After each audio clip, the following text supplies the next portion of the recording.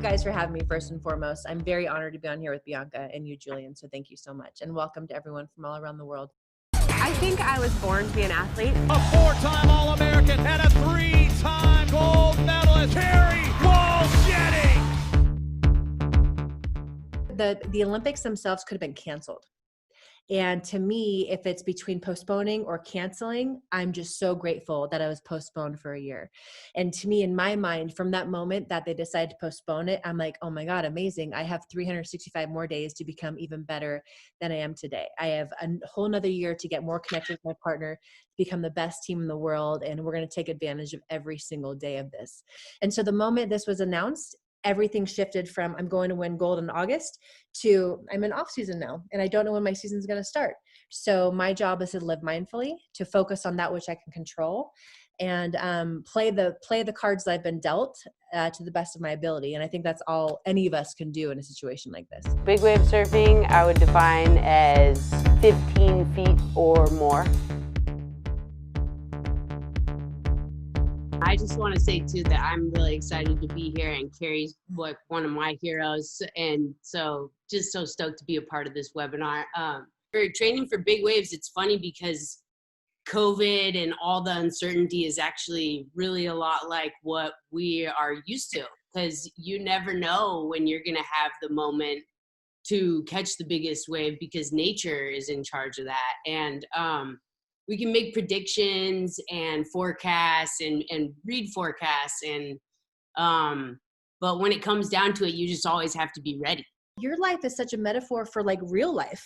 It's like you have to be ready and you have to be primed. And our habits are what allow us to be primed, and they allow us to deal with uncertainty, and so that's why I choose to live a really healthy, mindful life. And sometimes it's like with this situation, it's so crazy. It's so out of our hands. It's kind of like the pressure's off. Like now I can just focus on me. And so my strategy with dealing with these times is exactly how it is on the court. I need to focus on what's working, focus on what I want, and focus on what I can control. Like life is hard, but in hardships, that's where we develop our grit and our character and all of these things that you can't really train in life until you're put into hot water. And I'm a big believer that the masters, that the people who change the games, the Biancas of the world, the Julians of the world, you guys are that way because you challenge yourself consistently, and you sign up for stuff. And so for me, something else that I try to do is I try to act like no matter where I'm at in my life, a hard situation, a great situation, a situation I would never choose, I try to own it. And I try to act like I chose it. Because once I do that, my entire system and the universe, I believe, helps me to step up to that challenge. But if I feel victimized by it, I'm going to be a victim forever and my power is gone. There's a quote that I love and it says, you cannot be a victim and a master at the same time. I want to be a master of every situation. I've been through hell on earth, not of my own choosing or making, but I've been in it and I've owned it and I've gotten out of it. And I feel like that's the opportunity with all of this. It's not that it's easy. All of this is hard. All of this takes reps and practice. Bianca, you are dealing in a world where, one of the world's most dangerous sports. I suppose there's the fear of not performing it to the level you want to be at, but then there's the very real fear of you could die. And you've had situations where you're riding these menacing, massive walls of, water, and where you've been held under and where you thought that was it. So how do you deal with that sort of fear? When I first got into surfing big waves, I had a near-death experience at Ocean Beach here in San Francisco. All of a sudden, there was like this wave the size of a house. I had never seen a wave like this, like squaring off right in front of me. And it was just going like tall and 2 stories tall and then 2 stories wide. And it was just 10 feet in front of me about to break. And I was just like, I guess I'm going to duck dive, and it just dove under and immediately was getting spun around and ripped around and ragdolled and like being in a washing machine. And then I opened my eyes and it was all black. And I had no idea which way was up. And then my foot touched the ground and I was like pressed off the bottom and was barely had enough energy to get to the surface. And I thought to myself in that moment, like, if there's one more wave, I'm gonna die. And I just didn't even have a moment to feel emotion about it. It was just like a fact. And I came to the surface, and luckily there was not another wave. Obviously, I'm here. And I was just gasping for air, and my whole body was convulsing and trembling and pins and needles. And then I saw my friend who was right next to me, and he was fine too. He's like, I'm going in. I said, oh yeah, me too. And when we got to the beach that day, I just stared out at those waves thinking like, those waves are big, beautiful, perfect waves. And I know that I have the skill to ride those. And it's just a matter of putting in the training. You know, you have to sit with fear and learn how to overcome it and learn different tools and tricks. And also the physical part does, you know, strengthen your mind and give you that courage. And I mean, it's just like right now, like we can focus on how scary it is that everything's so uncertain, or we can be excited about the fact that we have extra time to train for the gold medal. It's not about becoming fearless. That would actually be dumb. Like your fear serves a purpose. He's like, it's about becoming braver.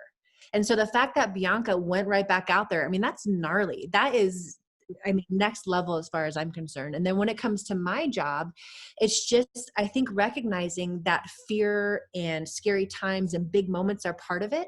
But if you can be in the moment, that's like the antidote to anxiety or fear or stress. It's like coming back to the moment. You know, if I just made a mistake, I need to take a deep breath in through my nose, out through my mouth. The way you talk about things is really important. So be mindful of the words you choose. And then he's like, next time you're in a stressful situation, whether it's in volleyball, you know, the game's on the line, whatever it is, don't think of it as a big moment. Think of it as a competitive moment. And the moment he said that to me, you guys, it was like the hugest weight lifted off my shoulders.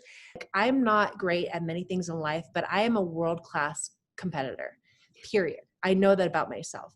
And so the moment he said that, it was so beautiful and so empowering. And now I'm just like, I'm here.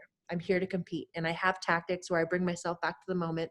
But ultimately, as hard as I train, which is probably 5 to 6 hours a day, right now I'm probably 2 to 3, I recover just as hard. You know, I prioritize sleep. I prioritize my nutrition. And then again, my mindset is something that just allows everything to work together. Yeah, I watch videos a lot and then analyze like how would I want to ride that wave differently, or I see somebody who's catching like a wave way better than I've ever caught and imagine myself doing that, and I really like put myself through the feeling of like that very moment where my heart is beating out of my chest and like the wave is here and I'm in the spot and it's time to go.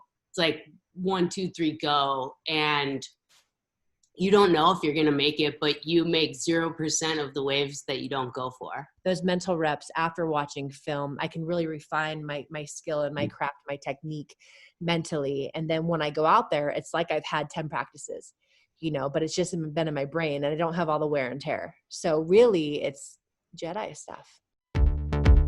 You know, Bianca, when you started surfing, you know, you were told that girls don't surf big waves. And you had a poster of Kelly Slater up on your wall because there really were no women surfers, right?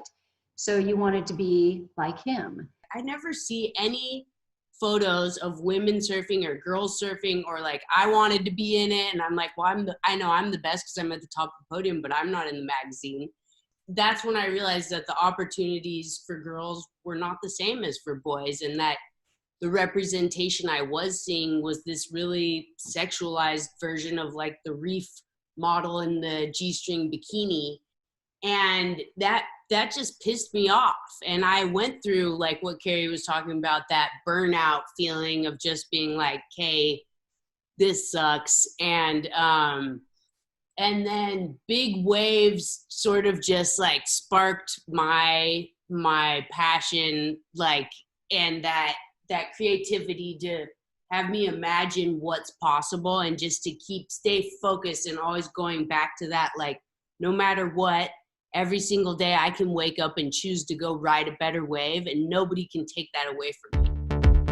the wave itself is majestic. You're out a mile out into the ocean, and it's the water's calm. And if you look back at the land, you see mountains and just beautiful open space, some houses, and then just out of nowhere, you know, a swell that's been traveling for thousands of miles shows up, and it goes as wide vertically as wide horizontally, and then drops out vertically, so it like is below sea level, and it's just this crazy transformation of energy that is so majestic. I can't even fathom this. Like, what is your self-talk like waiting and like when you're, you know, kind of taking the wave? I love this. I live for this. I got this. I belong here. I find inspiration in everybody. And how I look at competition now is that the greatness in you is there to bring out the greatness in me. And instead of feeling intimidated or wanting to run away or being a little bit fearful of how great someone is, I'm like, okay, kind of like Bianca said, I'm born for this. I signed up for this. I want this. I want to be people at their best. You know, and that's kind of how I frame my entire life. You know, I think it's a sign of respect to try to absolutely demolish someone. Doesn't mean I need to be an a-hole and talk trash and do these things, but I respect you, and therefore I'm going for the win with everything that I have. If I were to hold back, that would be a sign of disrespect as far as I'm concerned. I do have a competitive fire, and at the same time, being the best is like being my best. You just have to come to terms with a new definition of winning. And so that definition is like, I'm going to literally ride a better wave every day. It's important to note that that's why like having meaning and purpose behind what you're pursuing is so important. Like knowing your why, because you're going to suffer for everything you care about in life, whether it's love, whether it's the next wave, the gold medal, the journey, like you're going to suffer on the pursuit. And so that's why having meaning allows you to endure. They're like my children. I can't just show one of them. So first one, Athens, Beijing, London, and then this bronze, which is the fuel to my fire. This is from Rio. And it's a big reason why I'm still going, because I need to change the color of that medal. This has been such a rich, amazing conversation, but any parting words for our attendees? I would say go all in. There's no hedging of bets and plan Bs when you want something. So I would just say go all in with all your heart. For me, I want to share that like no matter who you are or what you do, whether it's in the water or out of the water, every single day when you wake up, you can make that choice to ride a better wave.